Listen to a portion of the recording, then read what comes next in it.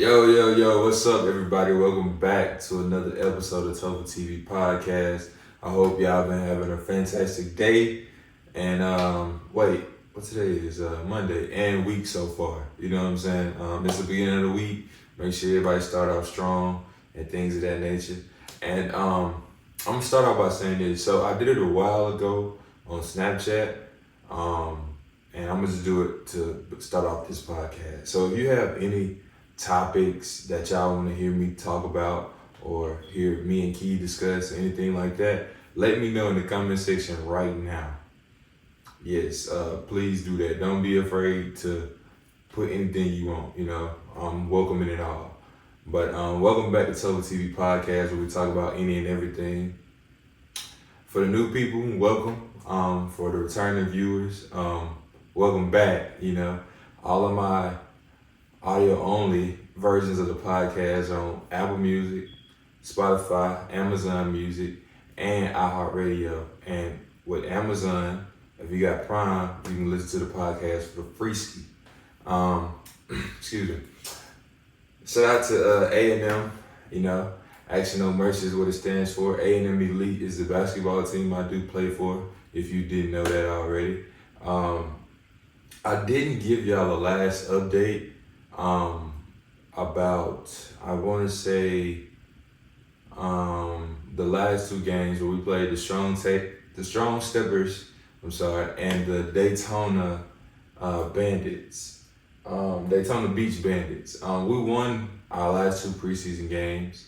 I want to say the game on Saturday was it was physical, I would say.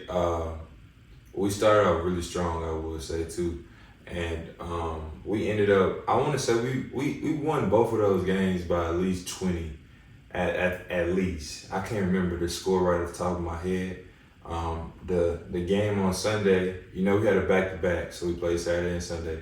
The game on Sunday was rather interesting. A couple of things went down before the game with the other team that was real questionable, because running sprints and heels before the game is like kind of crazy to me. And then they played two games in one day, like on some AAU stuff. And like I'm 27 and my body not 18 no more, so I can imagine like how I would have felt, you know what I'm saying? But nonetheless, they came into our home gym and got beat, It's all love though at the end of the day, but when you get in them four lines, you gotta handle business. Individually, I played pretty decent. My three ball wasn't falling. I don't know, I think I had fallen into a slump, if you would say. But I was able to impact the game in other ways. I think I had 21 in one game and 26 in the next. And yeah, we had 2 dubs to close out the preseason game. Like I say, the official season starts in May.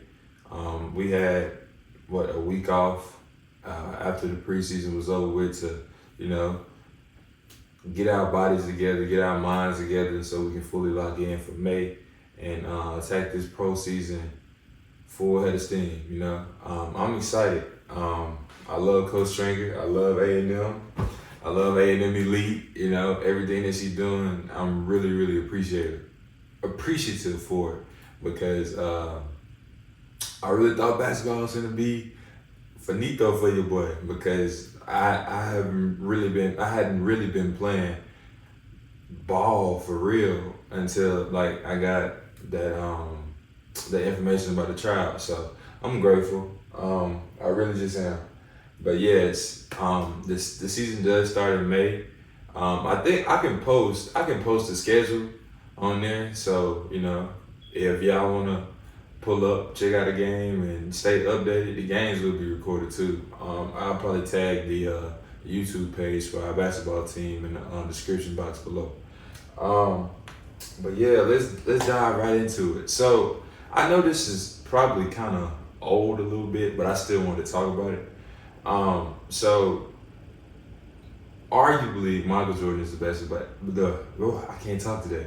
Michael Jordan arguably is the best basketball player, depending on who you're talking to. we all know that this GOAT debate been talked about for years and years and years.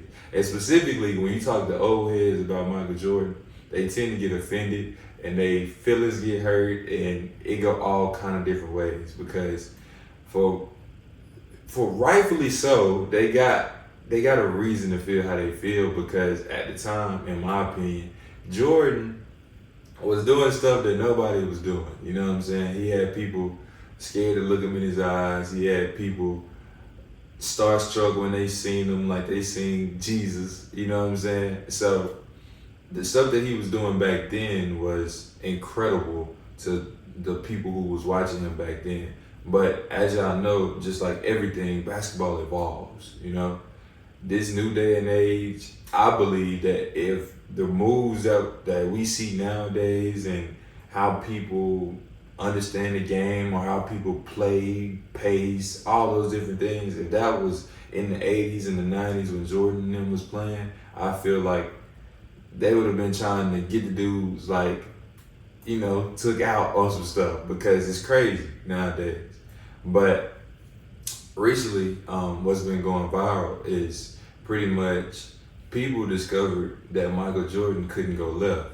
And it was backed up by a lot of different facts, and pretty much people was breaking down game film, like full game films, and doing the percentages of him taking shots going right, doing percentages of how many times he went left, you know, different percentages like that. And it stood to be true, you know?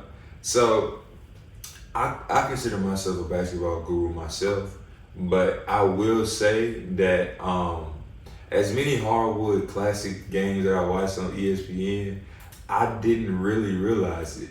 And honestly, I feel like we should tip our hat to Jordan because this is how I feel. So I'm not only a basketball watcher, but I'm a basketball player. So a lot of times when we play basketball, typically you want to take what the defense give you and use whatever you have in your arsenal of skills to get a bucket. And if they couldn't stop him knowing that he couldn't go left, because we all watch, you know what I'm saying? Especially like going back and looking at film and things of that nature. If we all really realize this now, I know they realized it in the 80s and 90s, you know? So it's like, if you couldn't stop him from going right and you knew he couldn't go left and he was still doing what he was doing as a player, that's remarkable. But at the same time, it just goes to show you like the evolution of the game, like how much stuff has changed and people, you know what I'm saying, still couldn't stop him. Because I know a lot of players that can go left, right, shoot off one leg, you know what I'm saying? So that's why I was telling y'all earlier, like, if they was doing that back then, it would be crazy. Like, this stuff, they'd be getting real ruthless with how they try to take out players out the game and all kind of stuff. And I know this for a fact because I be looking shook nowadays, you know what I'm saying? But, so the internet pretty much put Jordan on blast that he couldn't go left. And when he did go left, it was either close to the rim or like even when he took one dribble, two dribble pull-ups going left, his shooting percentages was way, way down. And for him to be considered the greatest basketball player ever, that's kind of crazy if you think about it, you know? And this is for my people who don't watch basketball. Like, if you have any weaknesses in your game, defenses and scout reports and different coaches will be able to weed it out. And they still couldn't stop him. Think about that, you know?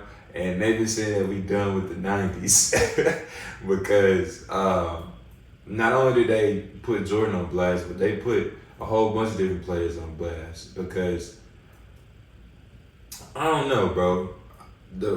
The way that I feel about the debate, I feel like the GOAT debate, I feel like it shouldn't happen because, like I said, it's different players in different times, and I feel like we just need to appreciate all of it. You know what I'm saying? Even though it is a fun debate to have, but some people get reckless when you get down that rabbit hole to talk about who the greatest is. I just hate that. I would say this, I just hate how like people really start overlooking Kobe for whatever reason, and it's kind of crazy to me. You know what I'm saying? But I'm not gonna go down no rabbit hole.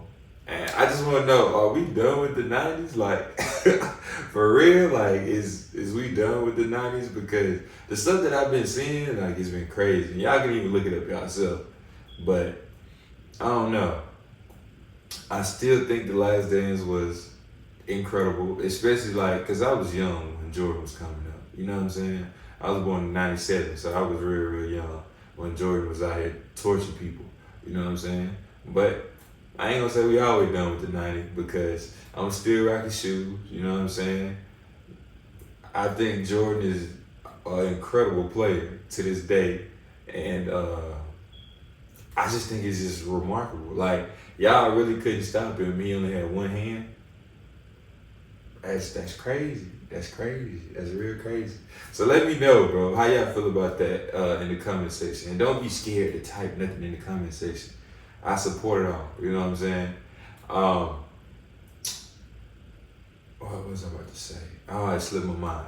All right. Typically at the end of my podcast episodes, I like to allow whomever it may be on my podcast to get something off their chest.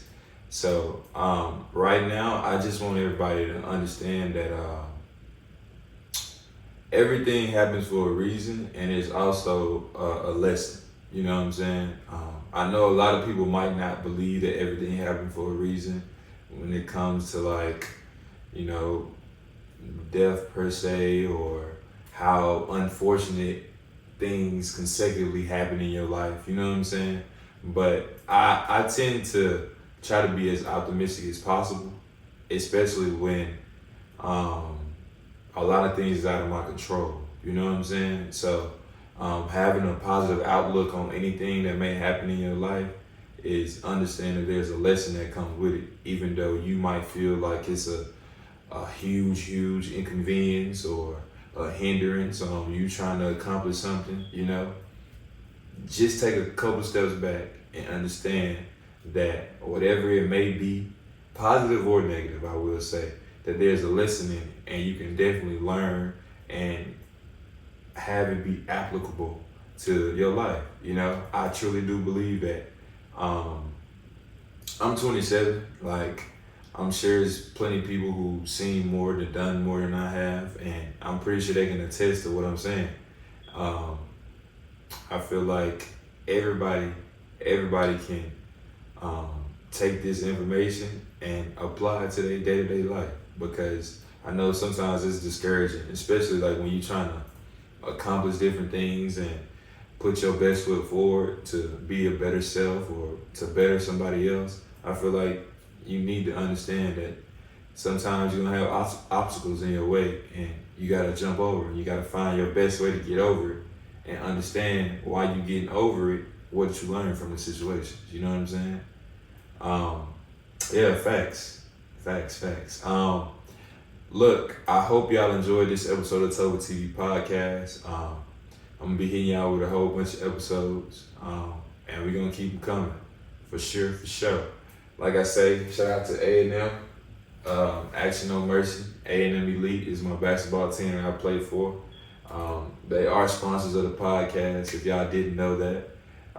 It's a great organization. I'm extremely appreciative of all that Coach Stringer and the whole organization does for me and my teammates. You know, all of my podcasts is on YouTube video-wise.